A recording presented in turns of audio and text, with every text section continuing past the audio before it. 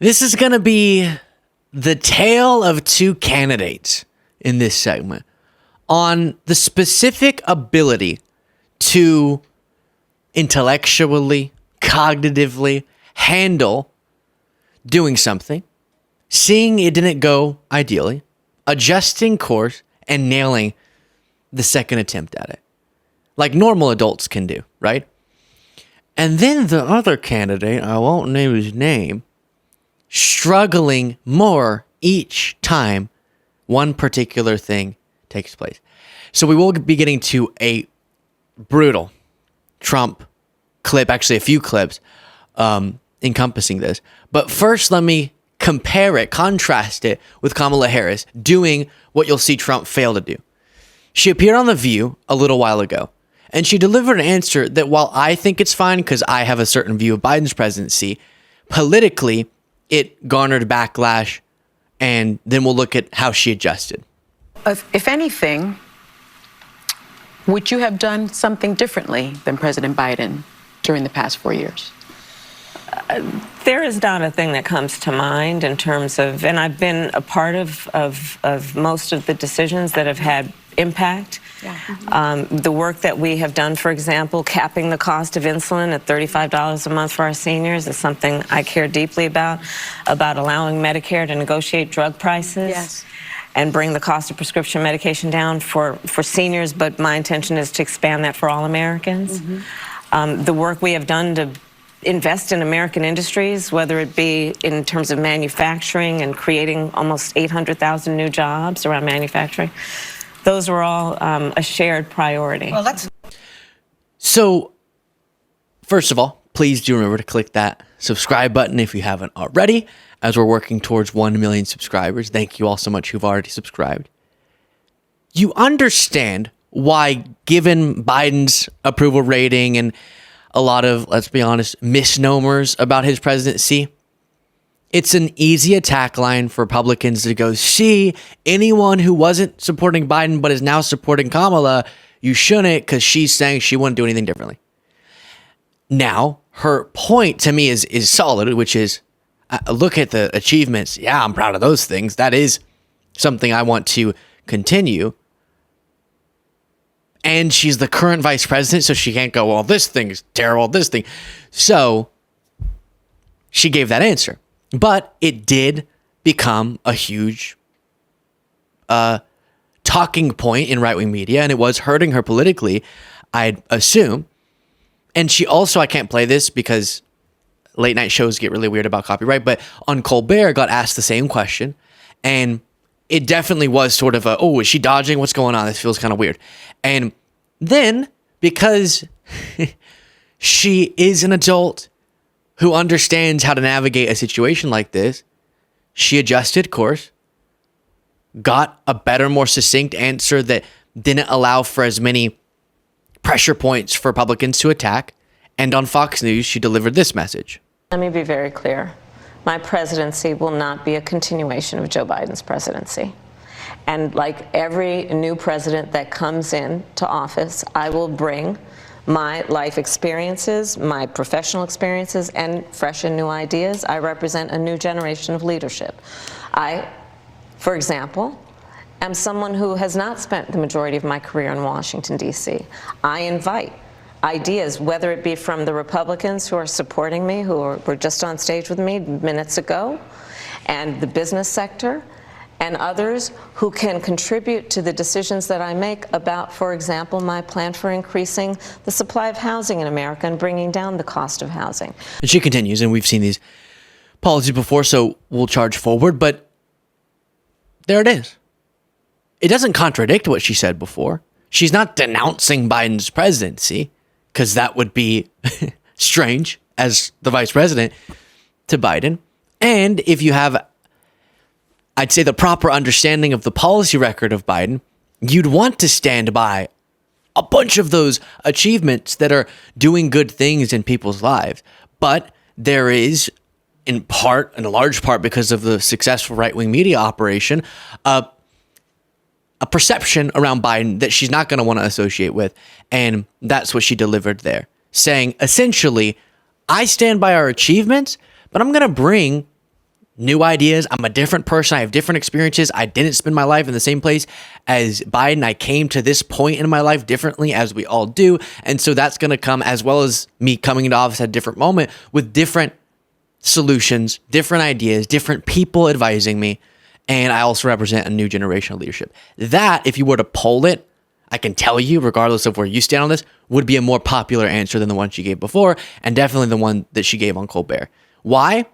Because she can intellectually adjust and she can prepare for interviews, etc. It's not a big applause that I'm giving for that ability, but it's definitely something we're seeing Trump struggle with because it doesn't seem he has those capabilities. An example is he got asked in this Harris Faulkner town hall by a woman who is experiencing such justified emotions. She describes herself as shaking, delivering this question, probably because of being on TV and in front of Trump, but also she's telling a really personal story. So as she's in that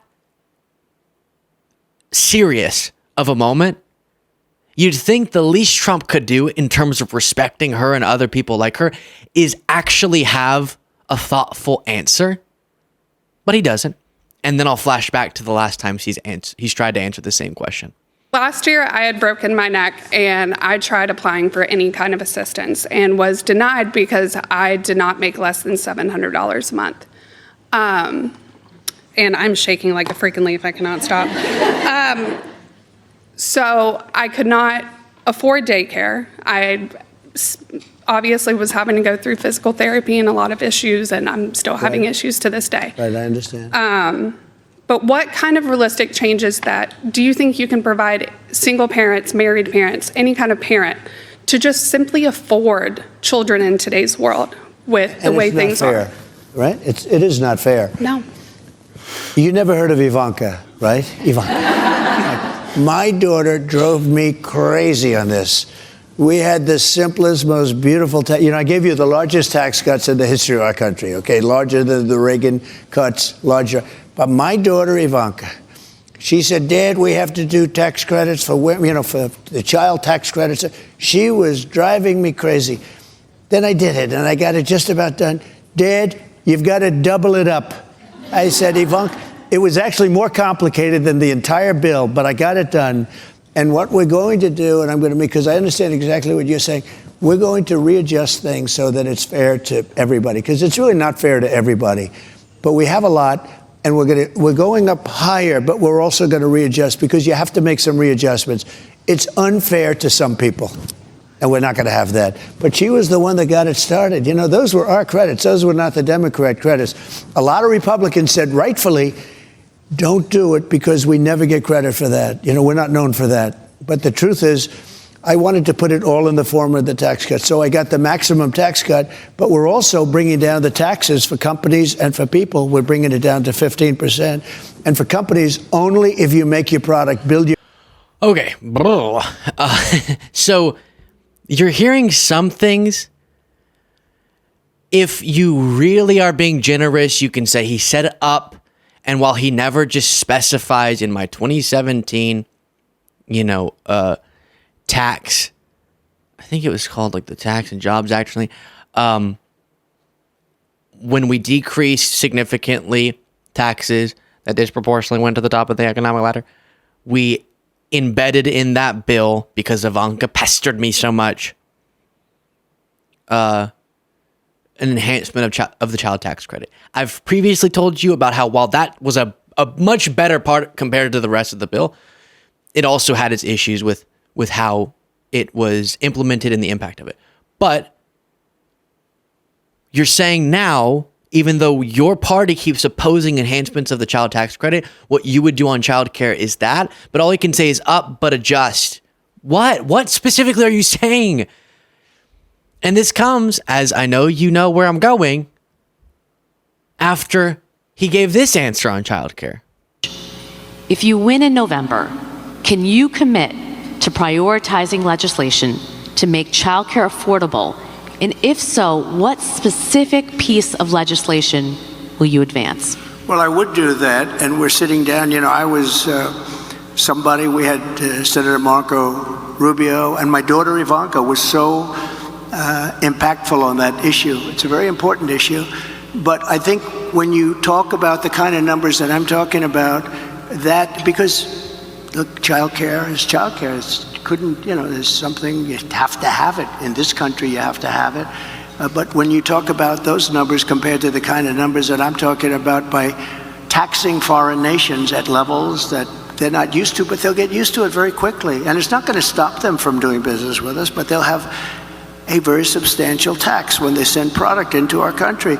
Those numbers are so much bigger than any numbers that we're talking about, including childcare, that it's going to take care. We're going to have, I look forward to having no deficits within a fairly short period of time, coupled with the reductions that I told you about on waste and fraud and all of the other things that are going on in our country. Because I have to stay with childcare. I want to stay with childcare, but those numbers are small relative to the kind of economic numbers that I'm talking about, including growth, but growth also headed up by what the plan is that I just told you about. We're going to be taking in trillions of dollars, and as much as child care is talked about as being expensive, it's relatively speaking not very expensive compared to the kind of numbers we'll be taking in. We're going to make this into an incredible country that can afford to take care of its people, and then we'll worry about the rest of the world. Let's help other people. But we're going to take care of our country first. This is about America first. It's about So you've seen that before, but it's just, oh my gosh. And I do think that adds important context to the next answer. Way back, that was in September. Since September, you couldn't have come up with a better answer than what we heard in the first Trump clip. Saying, Ivanka, she drove me crazy. And so we'll do up or adjustments in more fair. Huh? A number. Do you have a number? Harris is proposing specifically in every interview she can say, I'm going to attempt to enhance the child tax credit and specifically do so $6,000 in the first year of a child's life because of the extra costs that come along with that. And Trump just says a bunch of words every time. It really is disrespectful. The woman who came forward, I know she had a little Trump pin on. Clearly she's a supporter, but again, telling such a personal and rough story about what put her in a situation where she couldn't afford or was struggling to afford taking care of her children because of the medical issues that she had. And Trump just blurts out random stuff, doesn't give any specifics, hasn't given any specifics. It's been months now he's been getting asked this question, doesn't have anything. As proof of this, even before that September answer, in June, in the June debate, and I know you're going to see this clip and you're going to have some bad feelings associated with it because of Biden's poor performance and the disaster that led to, but Trump was asked about childcare there. You might remember, you probably don't because it wasn't talked that much about, but he also couldn't give any specifics. Of child care, which many American families struggle to afford. President Trump, both you and President Biden have tried to address this issue, but the average cost of child care in this country has risen to more than $11,000 a year per child. For many families, the cost of child care for 2 children is more than their rent. In your second term, what would you do to make child care more affordable? Just to go back, the general got fired because he was no good. And if he said that, that's why he made it up. But we have 19 people that said I didn't say it, and they're very highly respected, much more so than him. The trauma that comes along with seeing the resurfaced trauma that comes along with seeing Biden make that face. No, Joe, why?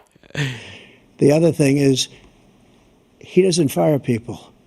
He never fired people. I've never seen him fire anybody. I did. Close your mouth.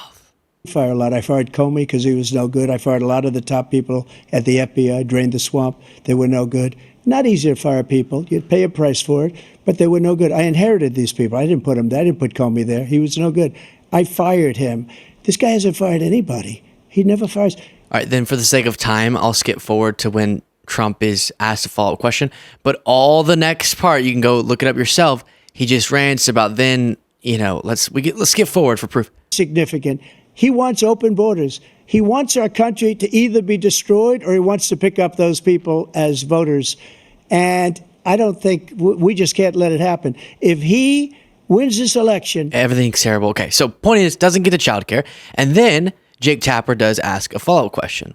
What would you do to make childcare more affordable if you want to take your minute? just so you understand, we have polling, we have other things that they rate him the worst because what he's done is so bad. And they rate me, I'll show you, I will show you. And they rate me one of the best, okay? And if I'm given another 4 years, I will be the best. I think I'll be the best.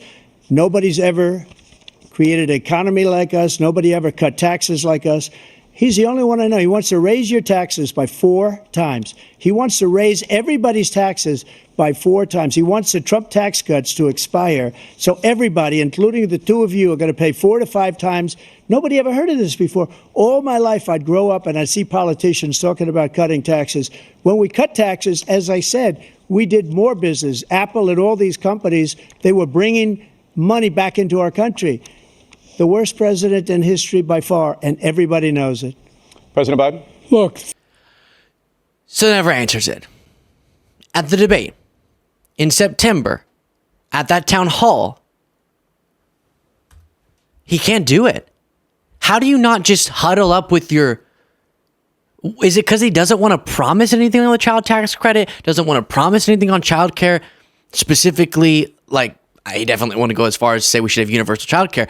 But why won't he just say we're going to be implementing, as we made adjustments to in my 2017 tax cut bill, further enhancements to the child tax credit? Probably because his party keeps blocking that, so that would feel weird. I get that he's in a tough position because of his wrong principles, but how do you not practice some answer that sounds better than what we're hearing here? He just shouts about how Biden's the worst president in history.